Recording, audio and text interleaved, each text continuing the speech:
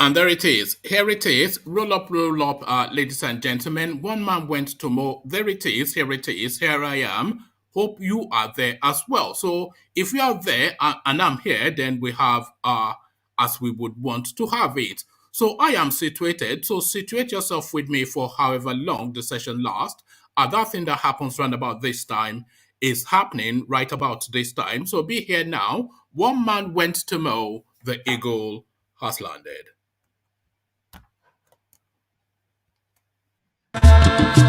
Only water, water, only water, where they see ma. Water, water, water, water, water, water, water, water, water, water, water. Only water, where they see ma. Hapa o naido. Hapa o naido. Hapa you don't come o.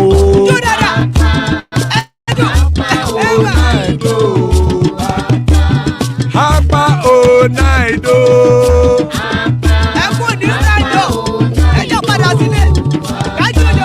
Oro kẹ̀kẹ́ ẹlẹ́mùrè o.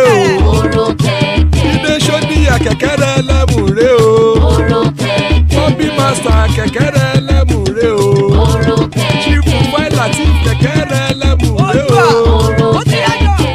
Eruku lẹ̀lẹ̀ ẹlẹ́mùdé. Eruku lẹ̀lẹ̀ ẹgbẹ́ ẹlẹ́mùdódò jàre o. Eruku lẹ̀lẹ̀ Ghana ti dé ẹgbẹ́ bọ́dì o. Ọmọ ẹlẹ́yẹ ẹyẹ o ó dilé o. Odúyẹ̀lá ẹyẹ o ó dilé o. Petrosoname ẹyẹ o ó dilé o. Petrosodunke ẹyẹ rẹ ó dilé o. Ẹlẹ́kọ̀ ọ̀run mú ìní o.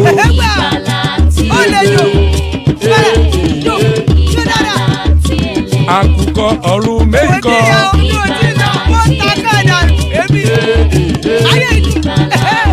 Ikú kò ní ríwà gbéṣe o.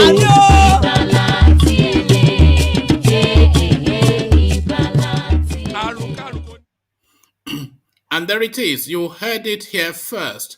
Àkùkọ ọ̀run méjìkọ ìgbàlà tiele he he he. Ikú kò ní rí wa gbéṣe ìgbàlà tiele he he he. So Ikú kò ní rí wa gbéṣe. As guys, I bring you this. Nigeria's economy under Buhari worse than 10 years ago. So it is not me saying this, it is not you saying this, it is not the PDP saying this, it is not Governor Otom saying this, it is the World Bank saying this. So no ox to grind, nothing at stake other than the cold feel of our facts and data. So from facts and data, they present a report now to the Nigerian space about the Buhari administration. Nigeria's economy under Buhari worse than 10 years ago. The World Bank reports and makes for grim reading, but then that catches nobody off guard. It has always been the anticipation that that was the case. And I think that even an underestimation worst in history, you should say. Gani Adams blames police for insecurity on Lagos-Ibadan Expressway. So over the last couple of weeks, there's been incidents after incidents, particularly at a particular spot on the Lagos-Ibadan Expressway, which the Yoruba spaces are looking to secure for themselves, but the Abokis in Abuja are preventing them from doing that. Happy to throw the lives of Yoruba people under the bus to their clansmen from Niger Republic and Chad, who are ravaging and savaging now in Yoruba land. The Yoruba space alarms. Gani Adam blames police for insecurity on Lagos-Ibadan Expressway. So quite what is in play there, we find out soon enough. Still within that space, hold on. So still within that space, we are working to end kidnapping banditry in Onigari axis or your commissioner. So that particular spot is the trouble spot on that Lagos-Ibadan Expressway. That is where all these Fulani people come in their numbers, dressed in military fatigue, and just open fire on oncoming vehicles. So this has happened just fairly frequently in recent times, and now it looks as though moves about to be made. Mallam or not, the Yoruba space must protect itself. And to that, we are working to end kidnapping banditry in Onigari axis or your commissioner. So quite what is in play there, we find out shortly. So we find this out shortly as well. Why Osinbajo cannot defeat Tinubu. Our CLO boss is the person saying this. So that's CLO, an acronym. So literally CLO. So the boss of whatever CLO is. He or she asserts 2023 why Osinbajo cannot defeat Tinubu. So quite why that is, we'll find out just shortly. So plenty to go through. So lean back, kick back, take it easy. If you want to join me live on screen, just click on the hyperlink that I've already posted. And if you are not that way inclined, then just sit back and enjoy the renditions. But whatever you do just click on the thumbs up button as we come in now via what is tradition, the Eastern Quarters, and another Python dance. iPod omeriwo n'Izu Oniroya Abakare Mama Dawora Olabori Mary Nandi win the war. Python dance 1, Python dance 2, now Python dance 3. Olabori Mary Nandi win the war. Python dance 1, Python dance 2. Na Python dance 3. Unabori Mary Nandi bu onye du aimo. O Mary wone n'izu mbiro ya. Abakare Mamanda Ora. Unabori Mary Nandi win the war. Python dance 1, Python dance 2. Na Python dance 3. Unaboli Mary Nandi win the war. Python dance 1, Python dance 2. Na Python dance 3.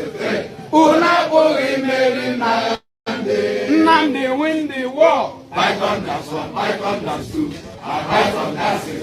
Unaboli Mary Nandi win the war. Python dance 1, Python dance 2. Na Python dance 3. Unaboli Mary Nandi win the war. Python dance 1, Python dance 2. Na Python dance 3. Unaboli Mary Nandi. So there it is, right there. Nnamdi wins the war. So Nnamdi wins the war as they would have you have it in the East. So Nnamdi wins the war as, guys, I bring you this. Nigeria's economy under Buhari worse than 10 years ago. A headline attributed to the World Bank. The World Bank has again noted that Nigeria's economy under the Mohamed Buhari administration is worse than 10 years ago. These findings were contained in its flagship report for 2022 titled Global Economic Prospect.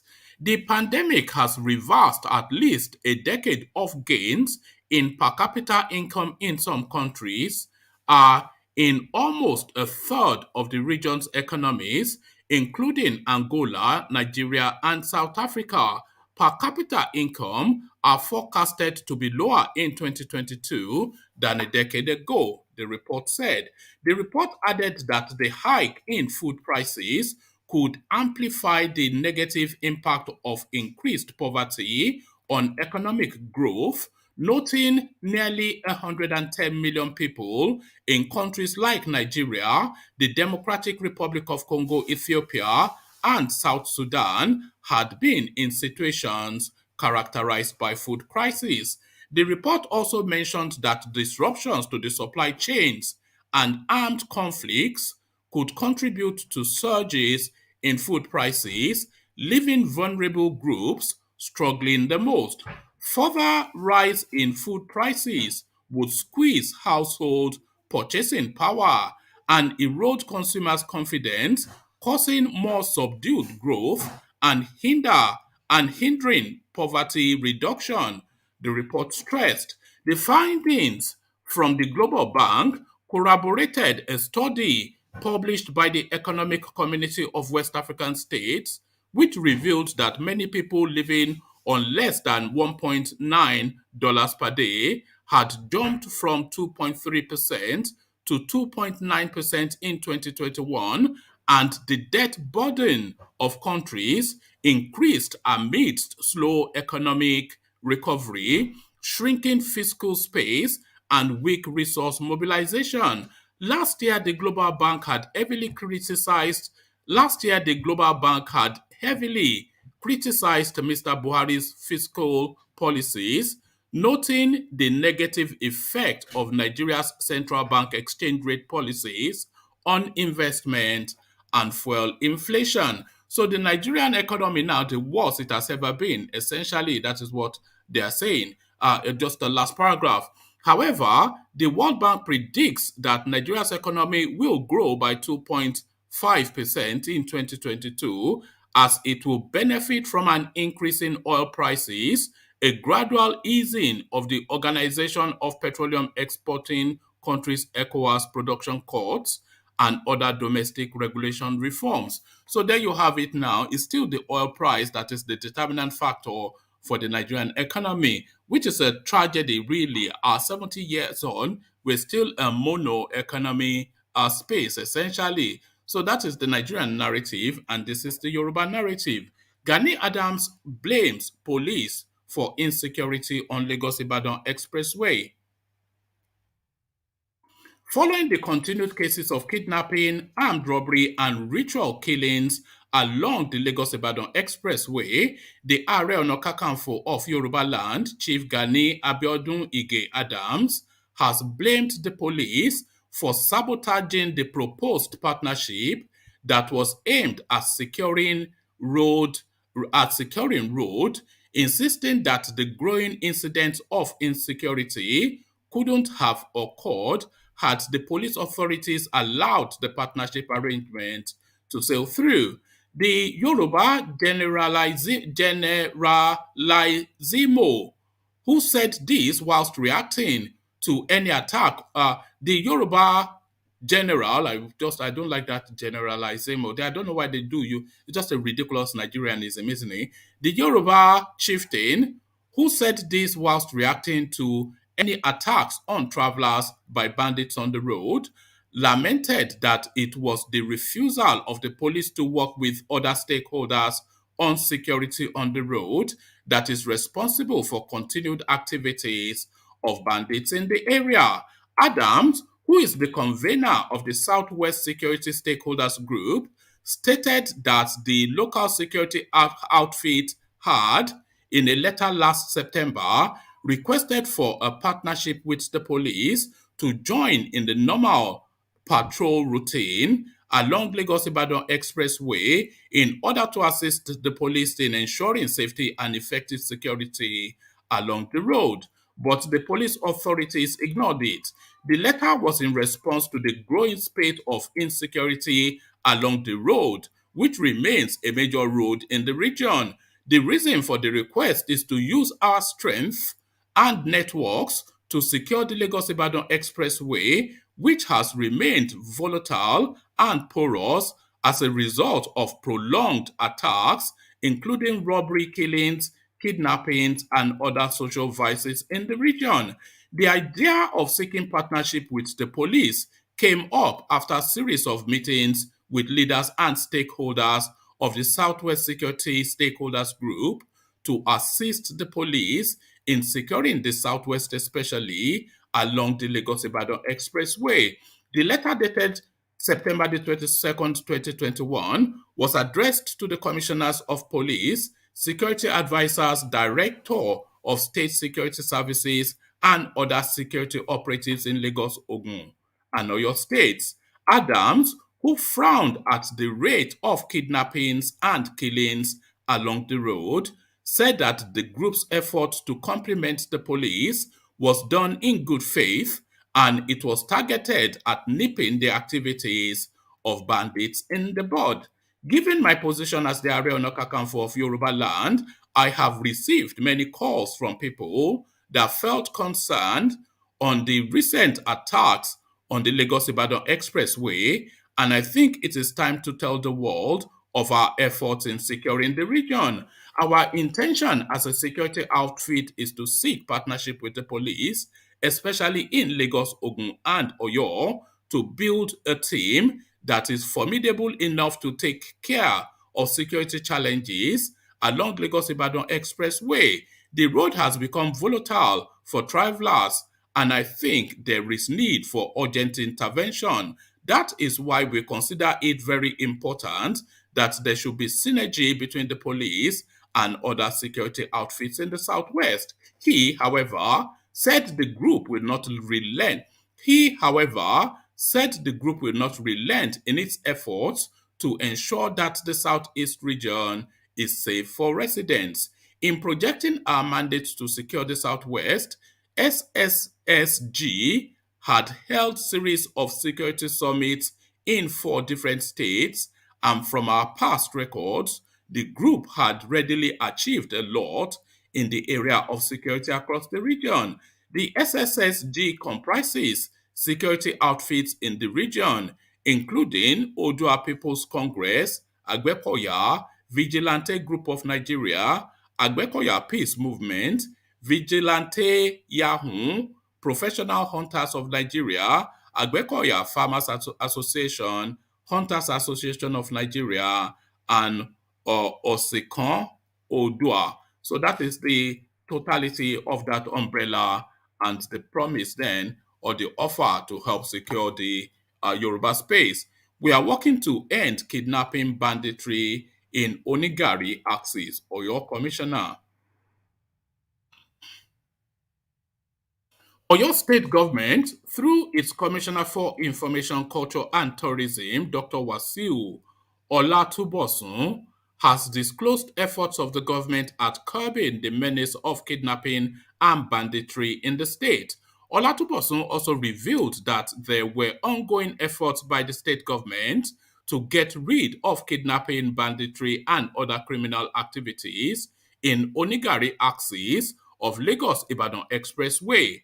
Olatubosun, who was a guest at the Oyo State Correspondence Chapel, said the state government was working with Amotekun Corps to ensure that we get rid of kidnapping and banditry in the state, especially at the Onigari axis. He added, most of the incidents that he added, most of the incidents that happened in Onigari don't usually happen in our state.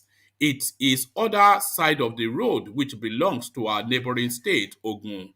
But the moment people talk about Lagos-Ibadan Expressway, they automatically think it happens in Ibadan. But nevertheless, we're talking about lives. So we have approached the State Commissioner of Police to liaise with her sister state counterpart to see how they can work together to flush criminal elements out of that axis. So there you are. There's just incidents after incidents in that particular space, which continues to hemorrhage. The last time a driver was shot, a bus driver was shot, and passengers kidnapped, and just recently some high-profile Nollywood actress, she was shot at driving down that road with her daughter in broad daylight by people she reports dressed in military fatigue, looking Fulani-like. So this is it now. They are on the hills. Now they are in the woods. So to this, 2023, why Osinbajo cannot defeat Tinubu CLO boss. So who CLO is and who that boss is and why they have said that. All to that. As interested presidential aspirants are busy on nationwide consultations and series of meetings ahead of the 2023 presidential election, Chairman, Lagos State Chapter of Civil Liberty Organization, has said that Vice President Yemi Osinbajo cannot defeat Bola Ahmed Tinubu at the presidential poll. Recall that Bola Ahmed Tinubu, national leader of the All Progressive Congress APC, has officially informed President Muhammad Buhari of his intention to take over from him in 2023. From the Southeast, Senator Pius Ayim, former secretary to the government of the Federation, Senator Oji Uzokalu, chief whip at the Senate, and Dave Umahi, governor of Ebonyi State, have all declared their interest in the presidency. But Vice President Yemi Osinbajo has not officially declared to run for the presidency, insisting that for now, he is busy serving the country, through his boss. So those are the talking points. But there are no talking heads. So we'll leave it there. Carry the conversation in the comment section. But here I say peace.